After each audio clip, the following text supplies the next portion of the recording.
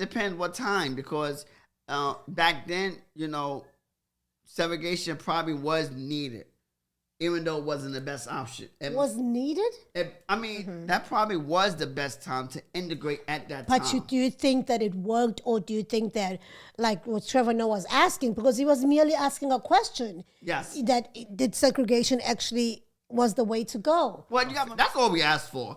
Just give us a fair share. Just give us the same rights that y'all have, when it comes to loans, when it comes to going to school. Do you think that's even going to be a reality in our lifetime? When it comes to starting a business. If I were to say, Zithini zithakazelo zaka Chaplin, dololo. Dololo? Like, what?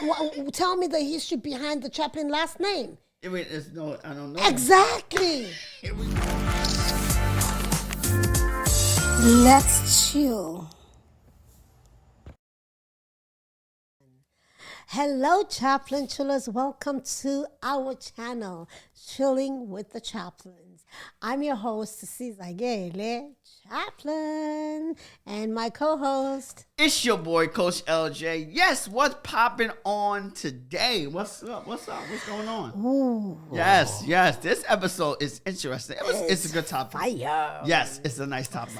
In the most recent episode of What Now podcast, which is hosted by the infamous Trevor Noah, who happens to be South African, sparked a heated conversation or discussion, controversial if you want to call it, by questioning whether racial integration was the best path for Black communities in America.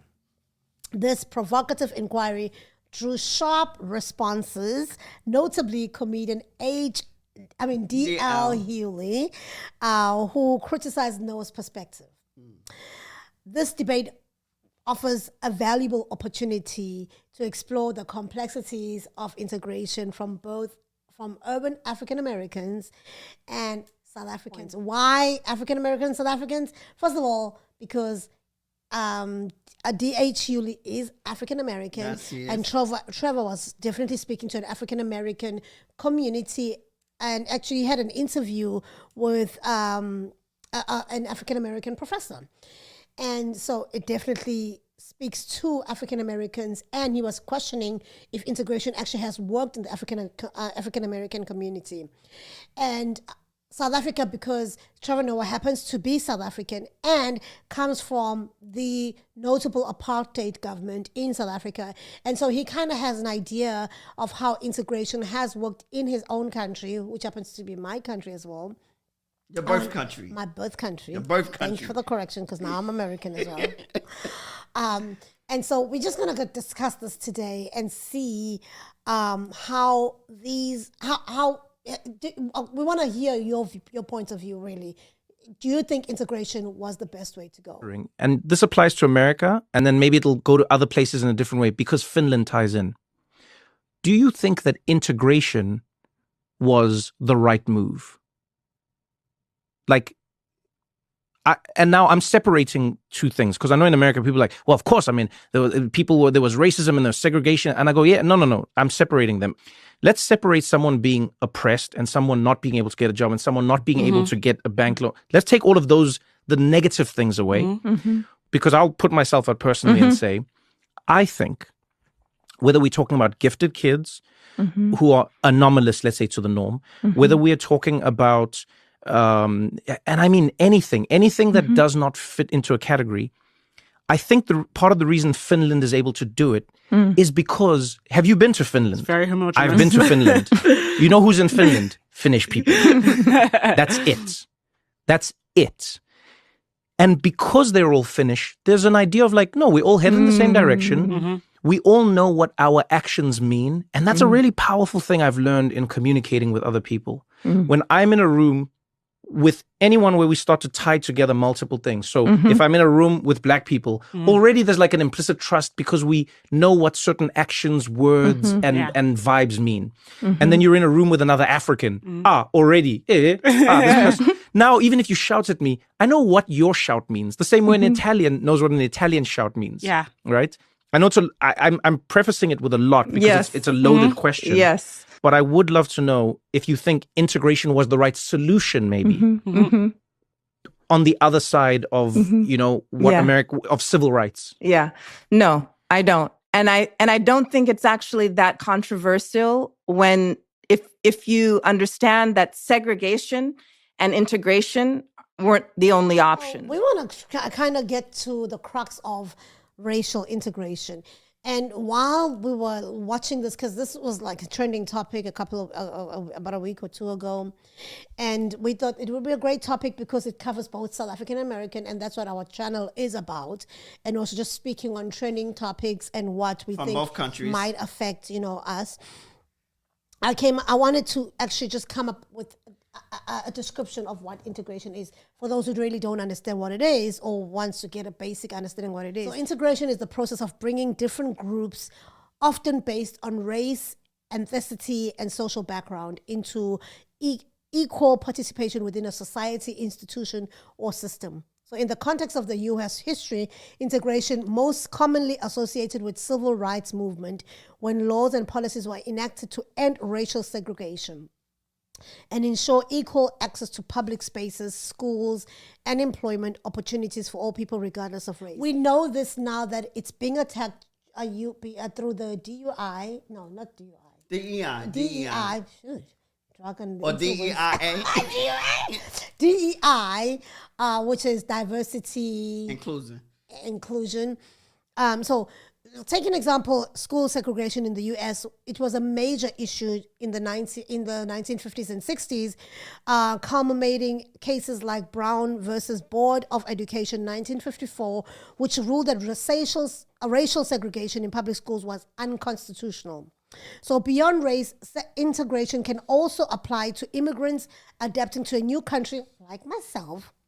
Efforts to include people with disabilities in workplaces, the DEI comes into play, or initiatives to create inclusive communities where people with diverse backgrounds can coexist and thrive. So the question is, do you think integration works? Do you think, it was valuable to have as a community after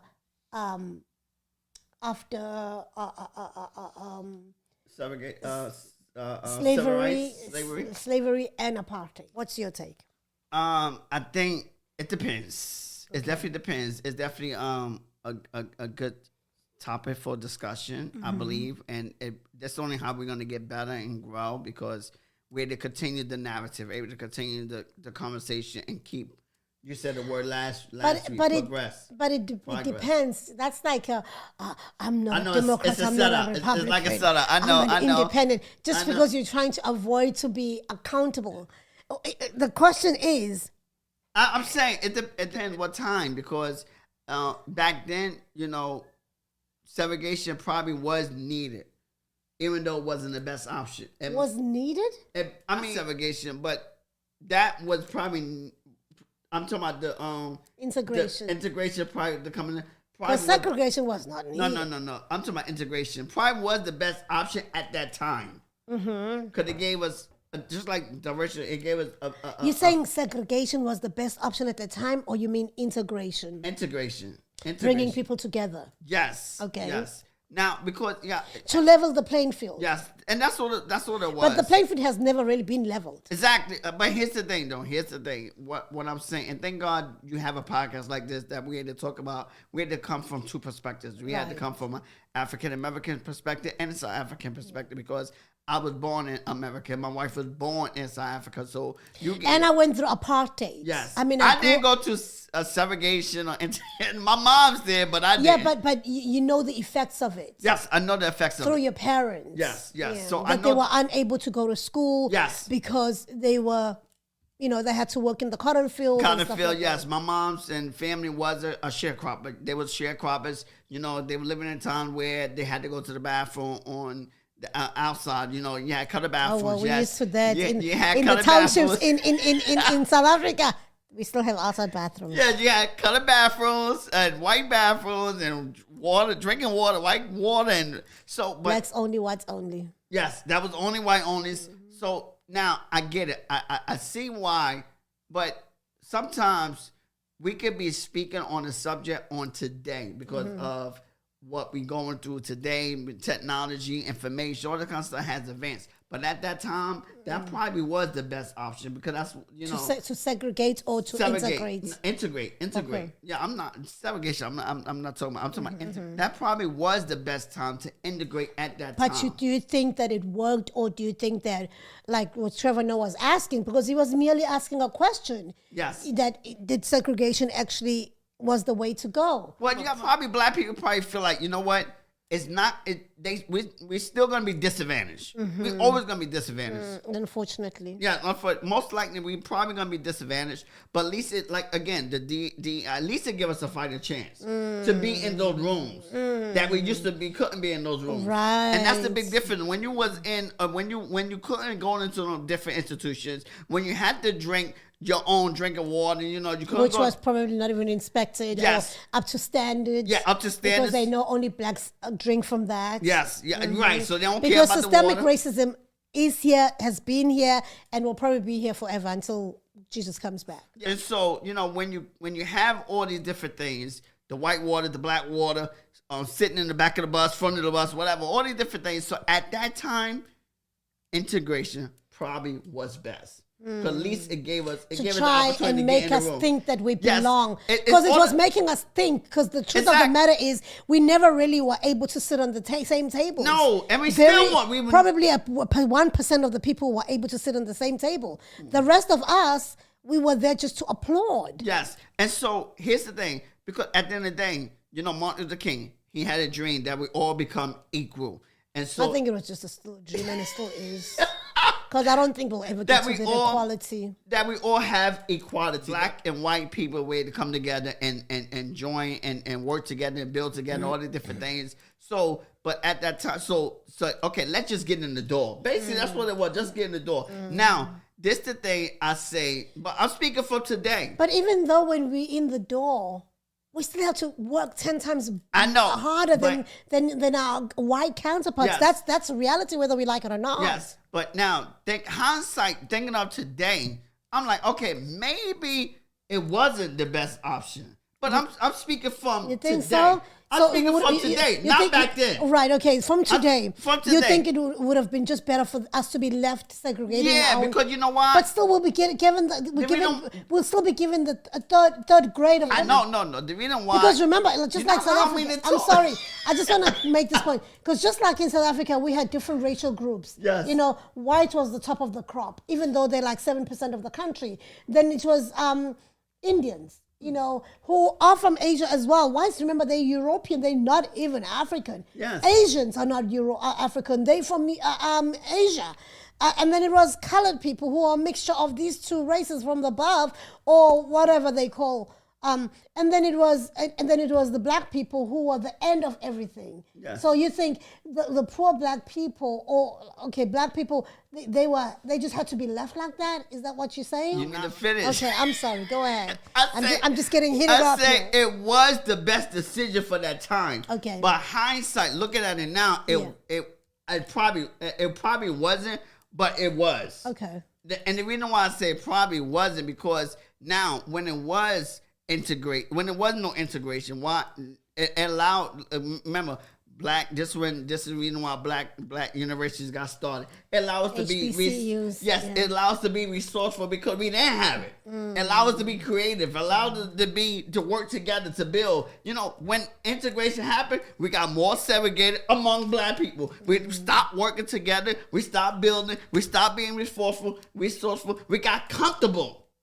Because we feel like, we made it. We didn't make it. The fight's still going on today, even though there's integration. The fight's still going, but because of integration, we feel like we made it, and now we stop. I don't think we feel like we make it. But some people, because and jealousy happened. People not working together, but back then they was working together. They were still building, but jealousy was still there. I know, but they was building. They was working together. We was resourceful, and it goes back to we were talking about last week about DC when they didn't have the resources like OpenAI did, so they had to find another way to still implement these different strategies to compete with OpenAI. Let's try to understand the past understanding the past, I think, is important, and it's crucial in evaluating the present. Like you're saying, okay, we understand what happened in the past, and you Yes. think it was good. It was good, but yes. let's try and put it in what's going on right now. Yes. The history of racial segregation. Okay, in the United States, we know that Segregation or integration. segregation. Okay. Racial segregation. It led to systemic inequalities. Yes. That's a fact. That's a fact. Right? And No debate. And not just in America, but also in South Africa. The beautiful thing that we talk about countries who've been through this, maybe in different ways, but it's more or less the same thing. Because I feel like South Africans stole the American Philosophy. on slavery and made it even worse. So civil rights movement was aimed to dismantle these barriers, right, through integration.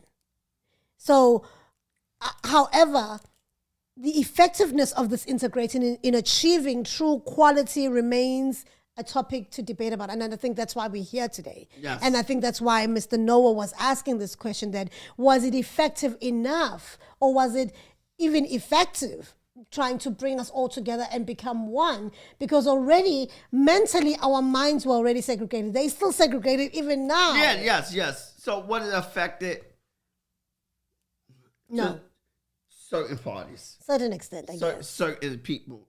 Affected with black people? Yeah. No. So what is effective with white people?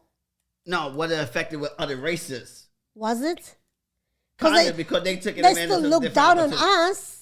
They Remember, this is between black and white. Forget other races. Because other races, as much as they matter, but they really don't matter in this, because it's really a black and white issue. Yes. So it is a black and white It issue. is a black and white issue. So who was it effective to? For? I'm just saying, even with the DEI, right? Other parties took advantage of the DEI. Not really white black woman, people. definitely. Definitely white woman. So that's what I'm saying. So certain things, because back then, you got to remember, that was another thing too, even when it was segregated. Even white women was segregated among white men. They couldn't do a lot of different things that their husband was able to do. So the integration. They still enjoyed the benefits, though, because Of they course, were married was to white. them. Yes, they still enjoyed the benefit, but they So I wouldn't call it segregation, because they enjoyed the benefits. Yes, they couldn't own certain things, they couldn't do Yes. certain things, but they still enjoyed the benefit. enjoyed- Because if my husband buys the land, I live in that land, so I'm enjoying that benefit of being married to this person. So let's move on to, during the 1960s, black students faced hostility when integrating into previously all-white schools. We know this. Yes. They were abused, they were bullied, they were called names. Yes. While this was a significant step towards Sick dogs, equality, it also highlighted the deep-seated resistance to change. Yes. White people didn't want us in their schools. Even right now, you see, when we go into their schools, go into their neighborhoods, they are quick to move out. I don't know where they're going to, but they move out. Yeah, You know, probably they move out to more expensive estates or whatever, but they don't want to be integrated with us. They feel like when there's too many black We people, beneath them. exactly, when there's too many black people moving into that More community, crime. more crime, more Who's to blame though for that? I don't know who is to blame. Well, of course, it started with bringing these drugs and these guns into the country anyway. So Started with who? bringing these guns and it came from somewhere, but I don't want to say, but it did came from somewhere. Where? The government bringing the guns and the drugs and it's all money play. But still, so my question still stands. Now, since they're moving out, we're trying to integrate and they're moving out. I mean, I know a couple of people who take their kids to private schools where they willing to pay. I mean, a black person can even sell their house to go into loans and debt just to take their school to these better schools. Area, yeah, You know, area. because we know that They even live in that area. exactly, because we know in our black areas there's such a mass difference. Yes, and another thing too, and what they have too, they do have something called red line. Cause one thing too, sometimes if it's a white area, a lot of times they don't want so many black people to go in their area, so they oh no, you can't go there, you can't, you won't get approved for certain loans to go in, you know, so because they try to control, they don't want the integration. Yeah, they don't want the They really don't want the integration. And see, I think here's the thing. I think it's not the issue with black people. I think black people get along with anyone. Yeah. I think we could go anywhere. I think it's actually white people who don't want to be integrated with black people. Yeah, because they see I think that's the problem. Yeah. That's the issue. Yeah. Because they want to remain in power. They want to remain superior. They want to be in their own local, in their own area. We're not saying everyone. Yeah, but, of course. I mean, there's so many other white people who are just great people. Yes, but majority of white people, they just want to be included in their area, be by themselves. They don't want to be associated with, you know, when like. So I think it's not the problem with us. I think black people, you know, can we just? That's all we ask for. Just give us a fair share. Just give us the same rights that y'all have. You know, when it comes to loans, when it comes to going to school. Do you think that's even going to be a reality in our lifetime? When it comes to starting a business, when it comes to buying a home. Especially right now in the United States, we know what Donald Trump is doing. President Trump. Let's put that title up there. Donald Trump taking away these DEIs everywhere. Like companies are folding because they're threatening them. You know, these big even companies. These non-profits, schools. I just seen some at schools as well where DEI was there were scholarships and grants stuff like that. Grants is being taken away. They're not funding the Pell Grants, so the students that depend on and this is definitely affecting black people, black communities. Black and brown, black. I say black people because we all black. Right, because, I mean, we're the ones most affected because we weren't really given equal opportunities. Yes. That's and a we real depend fact. grants to afford to go to school. Yes, and in America, black and brown are the minority, like the real minority. And then, of course, in South Africa, we are the majority, black people, but we are still the least advantaged. That is so sad. Yeah. That is so in your own continent, and then country, being ruled by the 8% of the people. Yes, who own 90% of the land. It is sad. And then Donald Trump stretches a hand to them to say, "Oh, they're abusing you." It's not even their country. It's not their country. No, it's not their country. And they acknowledge that that their ancestry is European, but our fathers bought from who? You ain't buy nothing. You stole it. Just like you manipulate. That's what they always done. They did it with the United States. They manipulate on the Native Americans to get them to buy the land on for cheap, on their terms. Because why? Because the Native American wasn't educated, because European was more educated, so they were able to come in and manipulate their terms, their things, and come write up these agreements so that you sell your rights off. It's like Joseph, Esau, and Jacob. Yeah. Esau sold his birthright.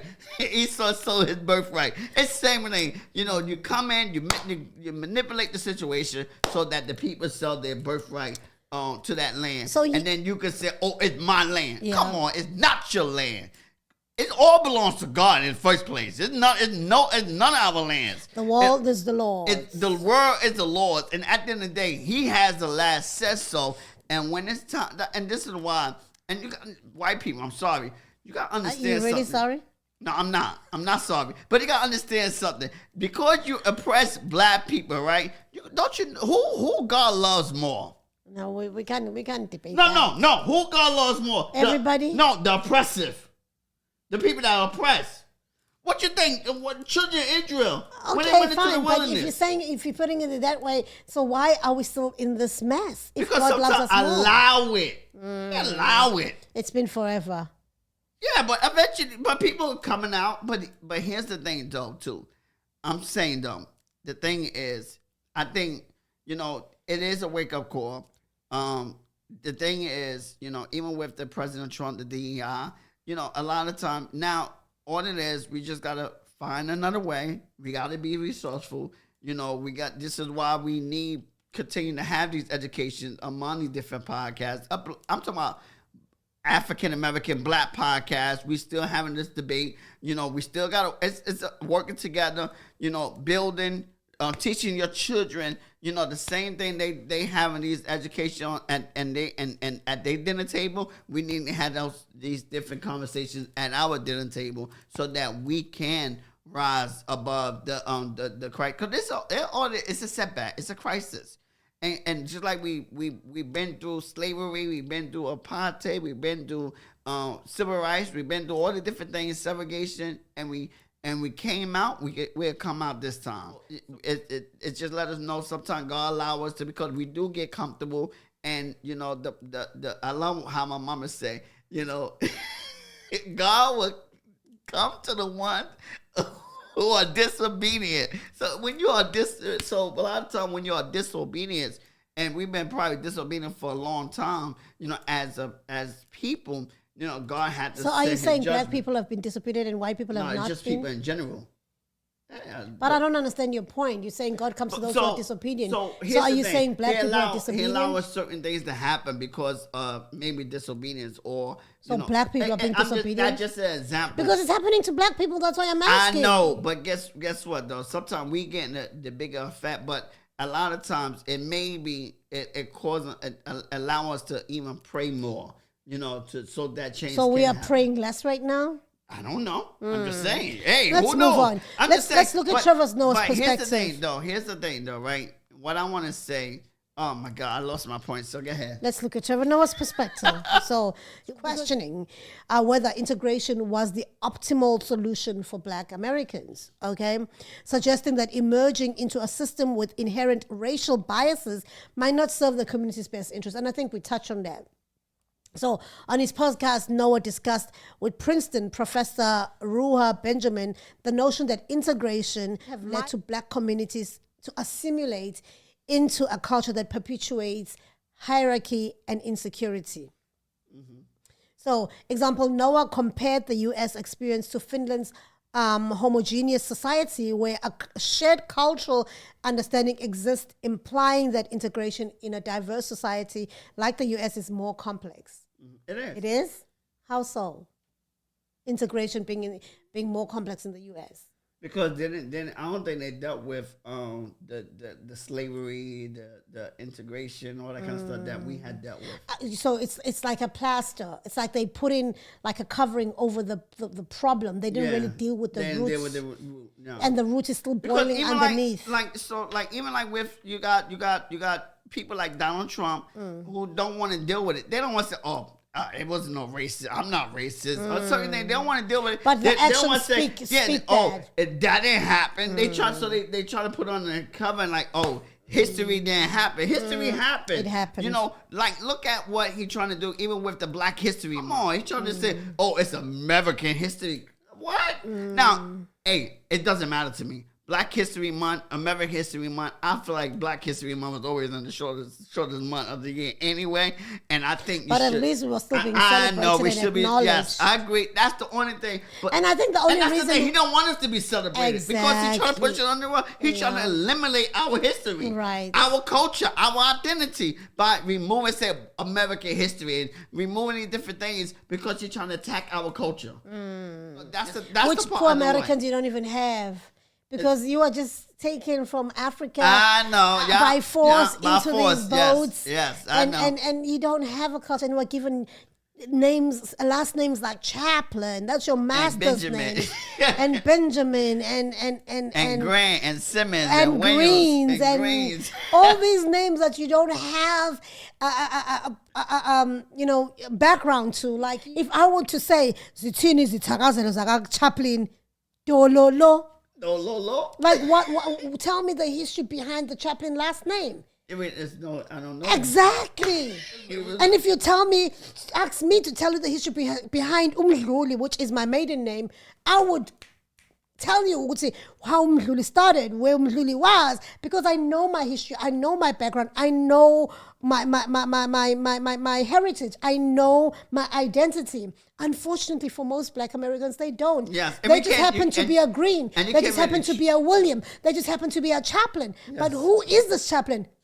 And you can't really trust the accessory because that's not really real. Oh, please. That's just some white dude trying to make money. Yeah, that's what that is. So let's look at D.L. Hughley's response, because this is how this thing became trending, because D.L. Hughley, who's an American comedian, took it personal. Yes. And I Trevor, don't blame him.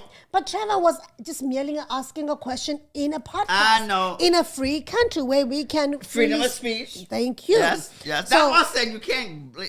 So I think. and I mean, somebody can't has get to mad at ask the hard questions. Yes, somebody had to ask the hard question. And unfortunately, it was a South African person. And then this is how it got under my skin, because D.H. Hughley was like, I'm sick and tired of hearing from South Africans this year. It's only February. You haven't heard enough from us, okay?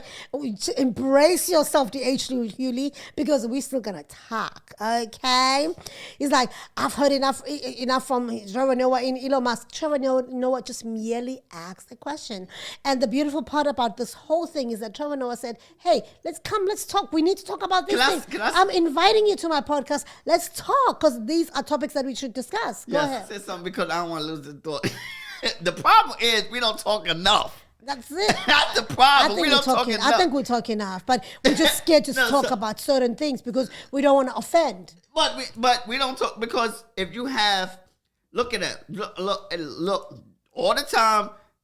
The last 4 years, when Biden was in the White House, President Biden was in the White House, Donald Trump, man, those people that was his supporters, man, they was in it. I mean, they were fighting for this and that, boom, boom, boom. I mean, they was going hard. So guess what? We gotta take the same page out of that playbook. The same. We're just not as aggressive. No, not as aggressive. But still, no. You want to be aggressive, but not violent. Okay. Good point. Aggressive, but not violent. Because there was aggressive and violent in some cases. Yeah. Like the January 6th, there was aggressive and violent. So you want to be aggressive with your points. But maybe just being aggressive and not being violent does not put the point across, because on President's Day, they went out and they boycotted. They were saying, we don't want no Elon Musk, and nobody voted for him, blah, blah, blah. But it didn't do anything to anybody. But here's the thing, and the biggest, the way I can say how we can defeat all that, because again, black people, we are the biggest consumers. We hit them where it hurt, they pockets. If we, and this is why I'm for group economics. This is why I'm for black people to come together and taking the philosophy of the Jews. 70% of your circulating income within the community. Within your community. 70%. And that's why Jews are this successful and this prosperous. It's not, I heard somebody say not boycotting Target. No, don't boycott Target. You have been boycotting Target. You support the people, black people that's in Target. You don't boycott. How? Why you buy from the black retailers that's in Target. Okay. So you buy from the retailers. But it's still supporting Target. It doesn't matter. So, but you're supporting black owned. You're supporting black businesses. Because we have to use Target to get in the door. So you're not hurting Target, because they still got the millions. So the Caucasian white people is still gonna buy there. So, but who you hurting? You're hurting black retailers. So you still buy things out of Target, but guess what? You buy black, and this is how we hit their pocket. We are the biggest consumers in the world. We start supporting black. We buy black. We okay.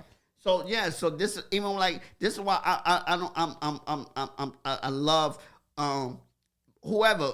Black people that doing something in the podcast space, in the entertainment space, this is why I support them. Why? Because, when one person come up, man, I'll celebrate you. Why? Because that's another brother that got up there, and so that it give us another shot. And so now we just say, keep it coming, pay it forward and bring. I support black people, not jealous of anybody that are doing something, that have a podcast, that have a business or whatever. I support you and I cheer you on, because we need that motivation, that encouragement to keep going, to keep pushing, because it is a fight.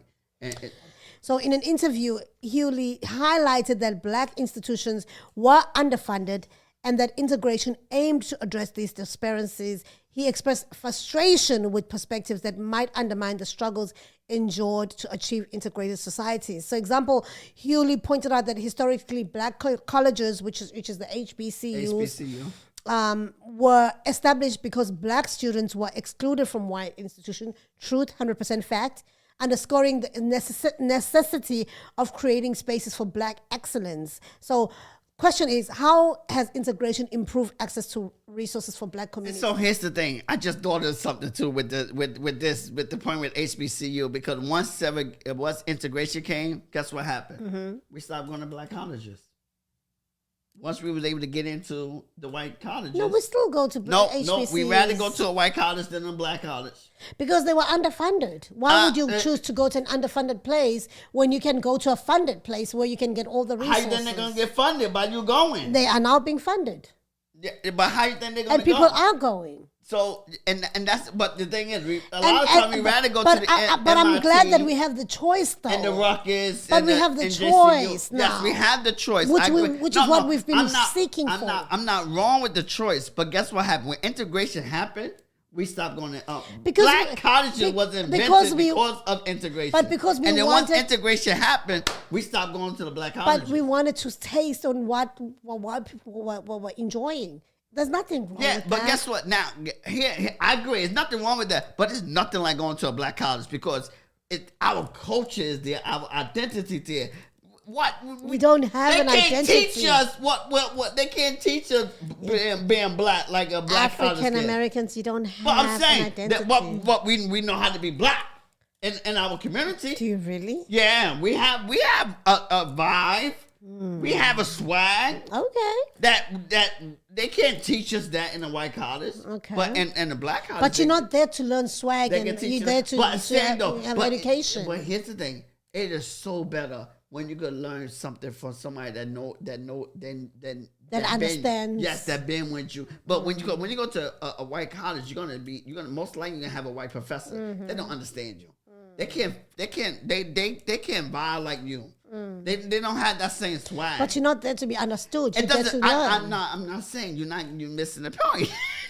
I'm just saying you're there to learn. But when you're able to go to a black college, you're still able to. That relatability is powerful. Why do you think white people they hire white people? Why do you think white people they hire us too?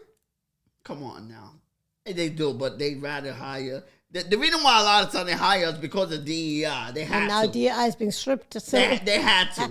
They had to. So, but they rather hire white people because you relate better with the people that you grew up with, the people that you know, the people that that you vibe with or whatever. You relate better with them. It's so the same thing like when the black people, we relate better with one another. But I'm for the different opportunity than going to the white, just like with the podcast. I listen to white podcast because I can learn for anyone.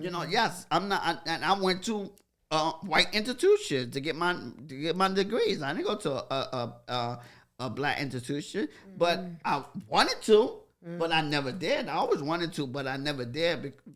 Because we are being economically, because when you keep your money in state, you get more money back. It's more money when you go. There's no state. HBCU in New Jersey. No, it's not. So once you go out of state, you're gonna pay more money. Yeah, it's out of state tuition. Yeah. So I was being economically. So yeah. Let's look at the South African insights on integration. So South Africa's history of apartheid, and I think that's where Noah was coming from, because he understands it. He grew up in apartheid and he knows how integration played a role in trying Really. That's why I'm doing this. In trying Trevor Noah is a color. Yeah, but he grew up as a black person. Was he affected? Yes. Like the black people in South Africa? Because he was color. You remember they had separate race. So was he really affected by apartheid? Like the rest of the black people? Because they're in a separate race. Colored people didn't have as bad as black South African. Black South African had it worse than colored people, because they see them as a totally different race. Yeah. They misrace. So did they see now? Totally different thing from South Africa and America. It doesn't matter you black and white. It doesn't matter if you have mixed skin, you black. That's the difference, though. Everyone was affected. Even if you mixed or full black, you considered black. But yeah. Okay. So, South Africa's history of apartheid presents a different yet relevant context for discussing integration and its effects on societal structures. So, post-apartheid South Africa faced the challenge of integrating a society deeply divided by racial segregation. It was really hard. I remember just growing up asking my grandmother, why are we not going to that beach? And grandma would say, because you're black, you cannot go. Yes. And to me, it just didn't. So now, but Trevor Noah probably was able to go to that beach. He wasn't, because he was living with black mom. Parents. Okay. Yeah. All right. He wasn't even able. So basically, because he was living with his black mother, he was able to feel it, because even though he was color, but because he was living. But also remember, being colored, for him, he was second least of the best. Second rate. You know, it was whites, Color. Indian, color. coloreds, Then blacks. and then blacks. So he was almost second to last anyways. Yes. Because okay. he wasn't allowed to be with his father, who was white. Yeah. You know? That's the crazy part. It's even Indian people got better benefits inside. I'm telling you. So Crazy, yo. it was crazy. So efforts to unify the nation required addressing economic disparities and fostering social cohesion. Because one day we were talking about segregation, and this is why my mother can't stand Georgia. She can't stand Georgia. She said that's Egypt to her. She can't stand it. I say, because I'll be trying to tell my mother, come on, visit Georgia, because Georgia had changed. It brings And back her mind, memories. Georgia It's is still Georgia. flavoring. Yes, Yeah. Georgia is. Because what they went through back in the 40s in Georgia with the sharecropper, walking 5 miles to go to school, because you remember, it was only white schools and colored schools. So if you want to go to school, if you ain't living close enough, because of work or whatever, you had to walk 3 miles or whatever. Only the people that live closer to that black school, they had to walk so far to go to school. But if you were like 5 miles away, and that's the only. And there were no busing systems in their busing time. system. I remember busing system. What? It's a recent it's only thing. white bus. Yeah. So in South Africa, we had something called the Truth and Reconciliation Commission, where it aimed to heal the nation by confronting past injustices, promoting forgiveness, and paving the way for a more inclusive society. But remember, we spoke about the Truth and Reconciliation Commission, which was spearheaded by the late Bishop Tutu. Yep. And of course, Nelson Mandela, it was in the mix somewhere. And we know that it just made these people who did the injustices to black people to come and say, yes, I did do it. And they didn't have to say, I'm sorry. And they didn't get to pay for their sins. But it was just a matter of saying, yes, I did do it. And that's all the civil rights was for. Just say, acknowledge. But how did it help? It don't. You're acknowledging, but you're not getting punished for it. Least, and the person who was done the injustice, how are they supposed to heal when they know the person who killed my mother, who killed my father, but they're not getting punished for their thing? By acknowledging your faults, you're hoping they will make their rights right. But did they? Their wrongs right. Of course they didn't. Not everyone. They did not. Not one of them did. Okay, but because we're still talking about it, guess what? And we're still bringing it up. We're not allowing it to go away because we're not healed. Yes, because we're not allowing it to go away. And guess what? Then could you do right now? Even today, you probably have some white people like, man, my ancestor was messed up. And guess what? Because of that, if you have a conscience, you're like, you know what? I'm joining the fight. Better. Yes, I'm going to do better. And that's all it's about. And the truth is, we have so that the person that have a conscience will say, you know what, that was wrong. And we do have white people who have a conscience. You know what? Yes, that's it. You know what? Because my ancestors did this, I'm a be the change. I'm gonna be the change, and I'm gonna give this scholarship or whatever this business or whatever to this black person that works. Because of that conscience. And that's what it's about. It's just about acknowledging, so that if you have a conscience, like, man, that was wrong for my ancestors to do, and so I want to make it right. That's what it's As we round this very intriguing topic, how do we find harmony now between unity and individuality in trying to move forward? How do we balance integration and cultural identity? One is just by having a conversation like we're doing today. Just don't stop. Just continue to be aggressive. Continue to talk about it to bring awareness to the matter. That's basically, thank you, dear Hughley. Thank you, Trevor Noah, for this debate, for this discussion, because don't never allow it to die. You can never, it was an interesting, and this is one. Another thing, how group economics. And group economics is us supporting one another, is us not being jealous. Even like so even in South Africa, okay, you know what? It is what it is. Even with the USA, it is what it is. So we just got to learn how to be resourceful. We got to learn how to work together. We got to learn how to don't fight. Fighting is not helping anybody. Doesn't help anyone. Fighting is not helping anyone. How can we be creative to help our country? And so even like I'm putting this a call to action to the politicians who are corrupt. Stop the corruptness, because guess what? That corruptness, you're only hurting your country. You live in your country, even though you might be better off, but your family might not be. You gotta think about that. Family's all. Huh? Not all of them. They got some poor. They probably got some poor families. So not everyone is better off. Okay. So you got to think about your family. So even when black people like talking about, man, get him out. But bro, you might be good, but your family's not. Your family in the hood. You might be in the gated community, but what about your family that's back at home, that's struggling on welfare, trying to get ahead, trying to do things? Think about that. Oh man, you too good for the black people now? Come on. And this is what happened with we call them Uncle Toms. Because they made it and we forget about our community. No, don't forget. You're better off. Yes, you might be good and it might not be affected, but guess what? You got a family that's being affected and that's being impacted. What about your family? And so it's about continuing to stay in the fight, even the ones, especially the ones that are better off. You have to begin to come back and work and build and help your people. And by helping could be donator.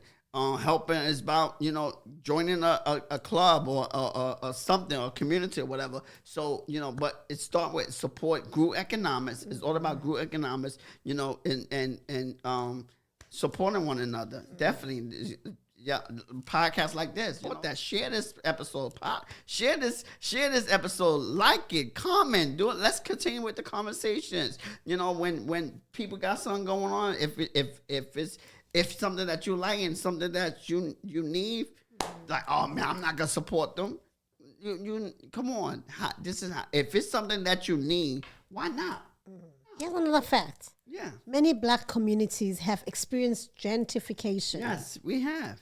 Oh, it's happening, I think, in numbers in America. Yeah. Where integration leads to displacement and loss of cultural heritage, raising concerns about the honest benefits of such processes. So, example, neighborhoods like Harlem in New York City have undergone significant demographic shifts impacting long-standing cultural institutions and community dynamics, where black people are actually being forced out of their communities where they grew up, where they, with white people feel like they can just change this neighborhood and benefit from it. So the prices go up, they start selling around the neighborhood and making it more expensive for just a regular person to live there. Here's the thing, too, to change all that, and see, this is why education is very important, because if you're not educated, and this is why they tricked us. Can I say we've been bamboozled for a long time? Because we feel like, they vote for the president, vote for this. But guess what? That's just one part. You want to make a big difference. You got to be in your community. Yeah. You got to go to these meetings. You got to see what's going on. You got to vote for your local politicians. Yeah. This is how gentrification happened. Because we're not going to our meetings. Also we're voting for these politicians who don't have our back. But here's the thing.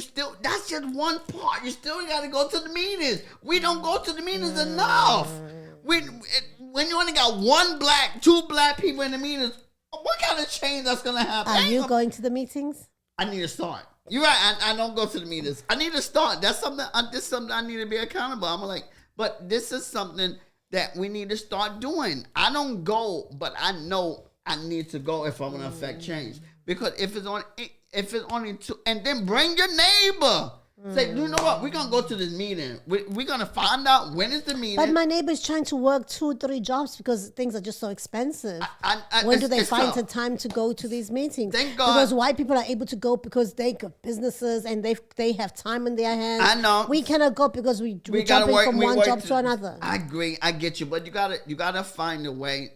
Now they made it so much easier, especially in the U.S. because some of these meetings is virtual. So now you're gonna be listening in while you're working, and some of these meetings mostly at nighttime. Okay. So some of these meetings, so you work during the day, and but still. Those that we got people that work during the day, we got people that work in the nights. But if enough people go, if it's meetings in the morning, we need the people. We need everybody in that community that works that don't work in the morning to let your voices be heard. Let your voices be heard. That's the only way we're gonna affect change. Right. If you're not working in the morning, see the problem is we rather be home watching TV and be on social media all day long, spending 2 hours on social media. You know what? The meeting only an hour, 2 hours. Instead of being on social media, go to the meeting. But it's boring because, oh man, you're gonna be sitting there. But guess what? Even though it might be boring, you still gotta suffer through it. Because they going to the meetings, and that's why gentrification happened in our community because they see what's going on, what they want in the community, and then they bring it.